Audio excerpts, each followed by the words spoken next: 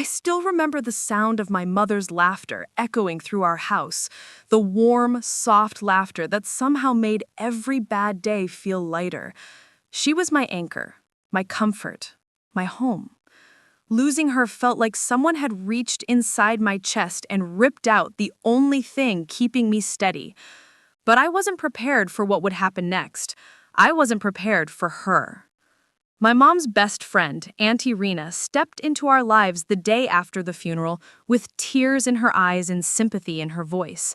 Everyone said she was being supportive. Everyone said she was helping. No one noticed how her eyes lingered too long on my dad, or how she looked at me like I was a problem she needed to solve. At first, I thought it was just me being sensitive. Grief does strange things. But slowly things started shifting in ways I couldn't ignore. 3 days after the funeral, I walked into the kitchen to find her wearing my mom's apron. Mom's favorite apron. The one she never let anyone else touch. Rena was humming my mother's favorite humming tune, as if she belonged in that space, as if she was rehearsing a role. Dad walked in a minute later and his eyes widened for a moment. Perhaps he also felt something was off. But then Rena turned around with a smile and said, "You shouldn't be worrying about cooking right now. I'm here. I'll take care of everything." And Dad, he just let her. I didn't say anything then. I just stood there, trying to swallow the bitterness rising in my throat. But something in my chest whispered, "This isn't support. This is replacement." One evening, I found Rena in my mother's bedroom, my mother's sacred space, removing clothes from the closet. My heart dropped. I stood frozen. "What are you doing?" I asked, trying to keep my voice steady. She didn't look guilty, not even a little. She turned around calmly and said, "Sweetie, it's not healthy to keep her things around forever. Your dad needs a fresh start. You both do." She said it like she was doing us a favor, like she had authority over my mother's memory. I snatched one of the dresses out of her hands. "Leave them," I said through clenched teeth. For a moment, I saw something dark flash in her eyes, something cold, calculating, but it disappeared quickly as she forced a smile. Of course, I was only trying to help. But I knew she wasn't helping. She was clearing space for herself. She tried to pretend she liked me, but her small comments, her tiny suggestions, her carefully placed concerns, they all revealed something else. One afternoon, I walked past the living room and heard her whispering to my dad, "She's grieving in unhealthy ways. She needs structure, routine. She needs boundaries." Boundaries? I wasn't doing anything wrong. I was just sad. But the worst part wasn't her words, it was my dad's silence. He didn't defend me, he didn't correct her, he just listened. Slowly, she started inserting herself between us. She cooked for him, she handled household chores, she decided what bills needed to be paid. She even began picking out shirts for my dad like she already lived here. And he let her. One night, as I walked into the dining room, I found Rena and my dad sitting unusually close, talking softly. When they noticed me, she smiled, as if she had been caught doing something innocent. "Come here, sweetheart," she said, her voice sweet, like poisoned honey. Dad looked uneasy, but didn't stop her. Rena placed a hand on my shoulder and said, "You know, Mom and I always talked about how nice it would be if we raised you together. We were like sisters, after all."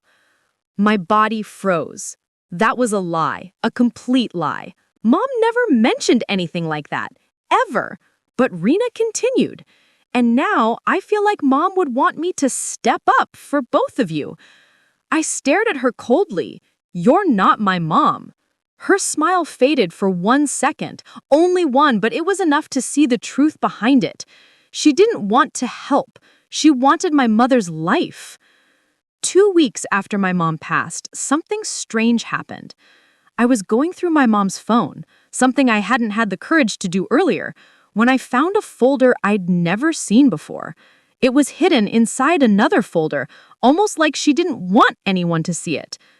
Inside the folder, There were photos, hundreds of them, pictures of my mom at parties, events, dinners, most of which I didn't recognize. But in many of the pictures, my mom wasn't smiling. Her eyes looked wary, uncomfortable, almost fearful. And in the background of almost every single photo, there was Rena, always close, always watching, always smiling in a way that made my skin crawl. But one photo changed everything. It was dated just 3 months before my mom died.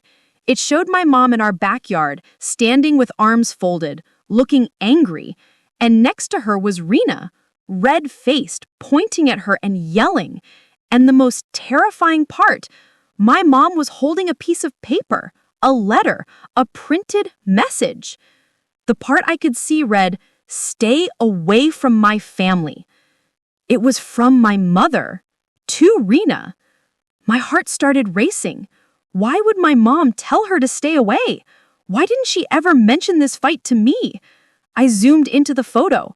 Rena, she wasn't just arguing. She looked furious, like she was going to attack. And at the bottom corner of the image, partly cut off, there were scribbled numbers, almost like a screenshot or document reference. That's when something clicked. This wasn't a random argument. This wasn't minor drama. Mom and Rena had been fighting, and fighting seriously, about our family. The more I dug, the more I found. Call logs, texts, voicemails. Most of it was deleted, but some fragments remained. My mom had blocked Rena twice. Twice! And yet she still visited every week like nothing happened. There was even a recorded voice note my mom forgot to delete. "If she comes here again when I'm not around, call me immediately. Don't let her near your father. Don't let her near you. Something is wrong with her." My breath hitched. My mom knew something wasn't right, but she didn't get the chance to tell us because 2 weeks later, she was gone. And now the same woman she was afraid of was trying to take her place. Her kitchen, her bedroom, her husband, her child, her life. Everything changed the night I confronted her. I hadn't planned to, but grief mixes with anger, and anger mixes with fear, and suddenly all the words I'd been holding inside started spilling out. I found Rena in the living room arranging decorative pillows, my mom's pillows. "What are you doing?" I asked harshly. She didn't flinch, not even a little. She turned around slowly and looked at me with a kind of pity that made my skin crawl. "Sweetheart," she whispered, stepping closer, "you're too young to understand this, but your dad needs a woman by his side, someone who knows him, someone who cares." "My mom cared," I said. "Yes," she said softly, "but she's gone now. And I'm here," she added. Then she said something that made my stomach twist. "Your mother knew she was sick long before anyone else did. She should have prepared your dad better. She should have prepared you, but she didn't. So now I am." "What are you talking about?" I demanded. She smiled strangely. "Your mother kept secrets." That was the moment I realized she knew something she was afraid would come out after Mom was gone. And now the only person who could reveal the truth was Mom. But she was gone. Or at least that's what everyone else believed. Morning came, but it felt like night. My mind was numb. My chest felt hollow. I skipped school, unable to pretend life was normal. My eyes were red from lack of sleep, my head pounding with one single question. What was Mom hiding, and from whom? I turned on her phone again. My thumb hesitated before tapping the photo gallery. I wasn't prepared for what I was about to see, but some part of me knew. This was the only way to understand everything. Then I noticed something I had missed the night before. Recently deleted. 48 items. My heart lurched. Why would someone delete Mom's photos? Who had access to her phone after she died? Hand shaking, I opened the folder. One by one, photos restored themselves. Blurry shots of Mom crying, pictures taken secretly in the house, screenshots of messages, and then a video. Mom was sitting on her bed, the lights dim, her eyes swollen, her breathing shaky. She whispered into the camera, "If anything happens to me, don't trust her." My body froze. She didn't say a name. She didn't have to. I already knew who she meant. Rena. The world around me collapsed into silence. This wasn't grief anymore. This was fear. I played the rest of the video. Mom wiped her tears, trembling. She knows too much. She won't stop. The video ended abruptly, like someone had cut it off. My stomach twisted. My mouth went dry. I wasn't imagining things. Mom had been afraid. The next morning felt different. Not lighter, not happier, but clearer. Like the storm clouds finally began to peel away, revealing something steady beneath all the chaos. Dad barely slept the night before. I heard him pacing the hallway, opening and closing drawers, maybe searching for the pieces of a puzzle he didn't even know existed. By sunrise, he was sitting at the kitchen table, staring at Mom's diary as if it were the last part of her still alive. I understood him. To me, the diary felt like Mom's voice whispering in a room that had been too silent for too long. When I sat down, Dad looked up. "This is my fault," he said with a broken voice. "I let her into our lives. I let her close. And your mother, she spent her last months afraid, and I didn't see it." I reached across the table and placed my hand on his. "Dad, Mom didn't blame you," I said softly. "She knew you were trying your best. She hid it to protect us." He closed his eyes and a tear slipped down his cheek. For the first time in a long time, we cried together. Not because we were broken, but because we were finally facing the truth. Around 9 a.m., there was a sharp knock on the door. Dad opened it, and standing outside were 2 officers and a social services representative. Rena. She had filed a complaint. She claimed you assaulted her and that your daughter was being emotionally abused. Dad's jaw dropped. I felt the room tilt. What? Dad exploded. But the officer held up a hand. "We're just here to talk, not accuse." They entered the living room, and Dad told them everything. Mom's diary, the threats, the deleted photos, the video. I handed over the phone. The officer listened carefully, rewound the video, watched it again, then exchanged a look with his partner. "This footage changes everything," he said quietly. Then, something unexpected happened. The female officer turned to me and asked, "Did your mother ever mention feeling watched?" I swallowed hard and nodded. "She said Rena came to the house a lot, asked questions, went through her things." The officer exhaled slowly. "I'm glad you called us with this," she said. "She has a history." My blood ran cold. A history of what? They exchanged glances again. "She has tried manipulating families before," the officer explained. "She attaches herself to vulnerable households, especially widowers or men with resources, and gains control. Several cases were reported, but none had enough proof. But this time, Mom had left proof. More than enough. More than Rena ever expected. "Your mother was brave," the officer said gently. "She documented everything. It's rare. It means she knew what might happen." Dad wiped his face with both hands. He finally understood how much Mom had fought alone. "She didn't die because of Rena, right?" I whispered, my voice trembling. "No," the officer said firmly, shaking her head. "Your mother passed from natural causes, but Rena used her illness as an opportunity. She manipulated your father. She tried to gain control." Dad's shoulders sagged in guilt, but the officer continued. "This time, she won't success." After the officers left, Dad turned to me with a heavy sigh. "What's this key you found?" he asked. The small silver key burned against my palm. "It's a bank deposit box key," I said. Dad blinked. "Your mother never mentioned one."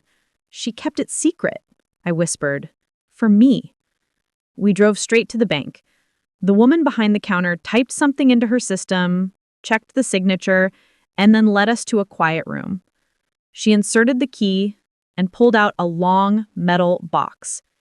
Inside were legal documents, property papers, a handwritten letter, and a sealed USB drive. My breath caught. Dad picked up the property paper first. His face went pale. This house," he whispered. "Your mother, she transferred full ownership to you." My chest tightened. Mom had made sure no one, not even Rena, not even Dad, could take my home away from me.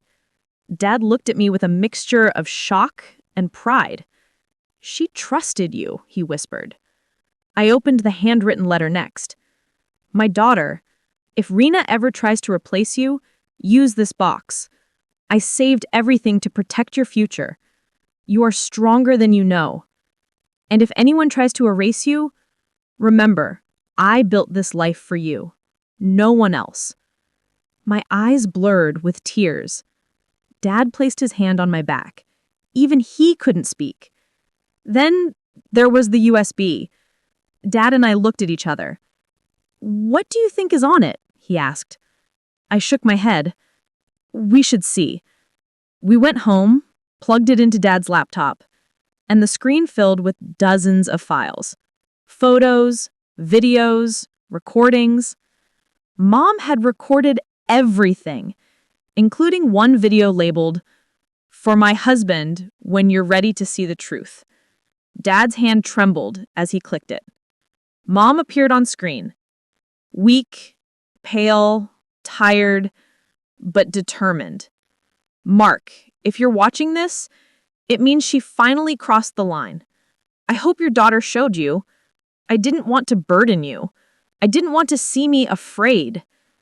Dad's eyes filled instantly. Mom continued, "But she wants our life, our home, our child's future. And Mark, she lied to you about everything. I tried to forgive her, but she kept pushing. Please protect our daughter. That's all I ask." Dad broke. Completely. He buried his face in his hands and sobbed harder than I had ever seen a grown man cry. I hugged him, and we stayed there. Two people wounded by the same woman, united by the same loss. Dad finally whispered, "I'm going to make this right. For your mother and for you." 2 weeks later, we received a notice. Rena had filed for emotional damages. Dad laughed bitterly. "She thinks she can still win." But she didn't know what Mom left behind. The courtroom was cold and echoing. Rena sat across from us, her face too calm, her smile too polished. She wasn't here to defend herself. She was here to attack. Her lawyer stood confidently. My client was psychologically abused by the family. She was mistreated after the passing of her close friend, and she lost her home. Dad stood. "Your client manipulated my wife during her final months." The judge raised a hand. "Mr. Collins, please wait until your turn." Dad nodded and sat, gripping my hand. Then it was our turn. Dad walked forward with Mom's diary, the video, the deleted photos, and the USB evidence. The entire courtroom fell silent as Mom's trembling voice played, "If anything happens to me, don't trust her." Rena's face drained of color. Her lawyer stuttered. Your Honor, this could be fabricated." But then the officer who had come to our house entered as a witness. "Your Honor, we verified the files. They are authentic." Rena froze. Her act shattered in front of everyone. But what truly destroyed her case was the last item Dad presented, the photograph. The young versions of Mom, Dad, and Rena, and the handwritten message on the back. If she ever replaces me, this will prove everything. When the judge read it, he leaned back slowly. Miss Rena, did you attempt to interfere with this marriage in the past? Silence. Then, I wanted what I deserved, she screamed finally, losing control. She took everything from me. I should have been the one who... Gasps filled the room. The judge raised his hand sharply. Enough. Dad placed his arm around my shoulder. Rena was finished. Completely. When the ruling came, the courtroom felt electrified. Given the substantial evidence, witness statements, and the victim's own documentation, I rule in favor of the Collins family. Rena stood there, trembling, defeated. She lost her case, she lost her influence, she lost her last chance to control our lives. And as officers escorted her away for further questioning on her past cases, she turned and glared at me with hatred. "You're just like your mother," she spat. I lifted my chin. "Thank you," I said, because there was no greater compliment. Life didn't become perfect overnight. Grief still lived in our hearts, but the fear was gone. Dad went to therapy. I started visiting Aunt Sarah more, and every night I